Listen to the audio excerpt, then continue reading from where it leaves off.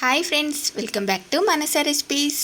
Today recipe వచ్చేసి Vinayaka Chavithi special ఆ గణనాథునికి ఇష్టమైన మోదకాలు ఇంకా లడ్డూలని ఇలా హెల్తీగా డ్రై ఫ్రూట్స్తో చక్కెర కానీ బెల్లం కానీ అలాగే డేట్స్ కూడా ఏమీ యూజ్ చేయకుండానే ఇలా టేస్టీగా ఎలా ప్రిపేర్ చేయాలో చూద్దాం. వీటిని మనం ఒకరోజు ముందుగా చేసి కూడా రెడీగా పెట్టేసుకోవచ్చు. చూడండి, మరి మీకు కూడా ఇవి ఇలా పర్ఫెక్ట్గా రావాలంటే వీడియోని స్కిప్ చేయకుండా చివరి వరకు చూడండి.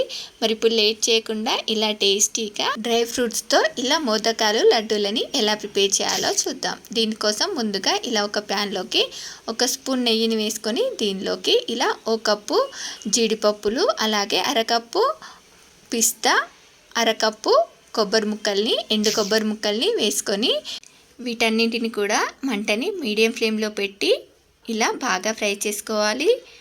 చూడండి, మనకివి ఇలా మంచి రంగులోకి వచ్చే వరకు ఫ్రై చేసుకున్న తర్వాత వీటిని ఇలా చల్లారనివ్వండి.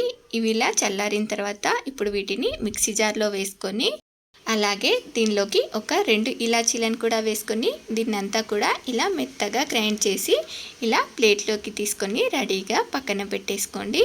ఇప్పుడు మళ్ళీ ఇదే మిక్సీ జార్లోకి నేను ఇక్కడ 1 కప్పు వరకు ఎండు ద్రాక్షని వేసుకుంటున్నాను. మనం డ్రై ఫ్రూట్స్ ఎంత తీసుకుంటామో దానికి హాఫ్ క్వాంటిటీలో ఇలా ఎండు ద్రాక్ష తీసుకుంటే సరిపోతుంది. చూడండి, దీన్ని ఇలా గ్రైండ్ చేసుకొని ఎండు ద్రాక్షని గ్రైండ్ చేసుకొని మళ్ళీ ఇదే ప్యాన్లోకి 1 స్పూన్ నెయ్యిని వేసుకొని మనం గ్రైండ్ చేసుకున్న ఈ ఎండు ద్రాక్ష పేస్ట్ని వేసుకోవాలి. చూడండి, ఇలా వేసుకున్న తర్వాత ఇప్పుడు దీనిలోకి నేను 1 అరకప్పు వరకు మిల్క్ పౌడర్ని యాడ్ చేసుకుంటున్నాను.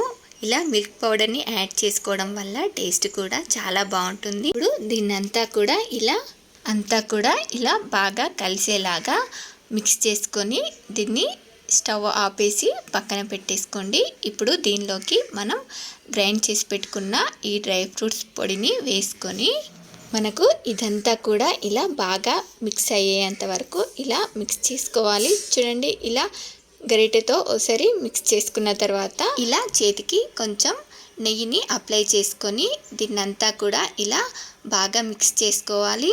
చూడండి, ఇలా చేతితో కలుపుకోవడం వల్ల మనకు ఇదంతా కూడా పిండి ముద్దలా సాఫ్ట్గా ఇలా అయిపోతుంది.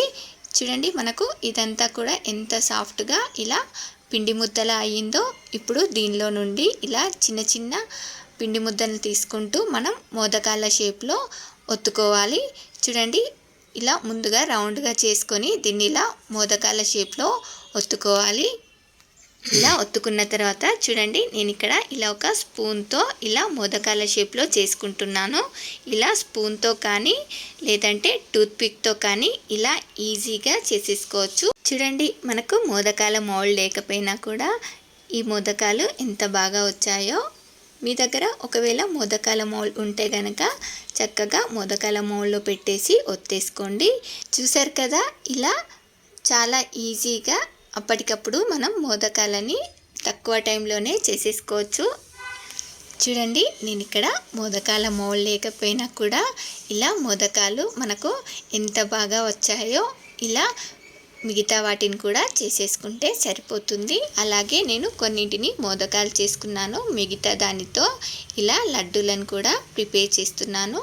ఇలా మనకు ఇలా 2 రకాల ప్రసాదాలు కూడా రెడీ అయిపోయాయి కదా. ఇలా వినాయక చవితి స్పెషల్ అప్పటికప్పుడు చేసుకునే హెల్దీ అండ్ టేస్టీ మోదకాలు ఇంకా లడ్డూలు రెడీ అయిపోయాయి.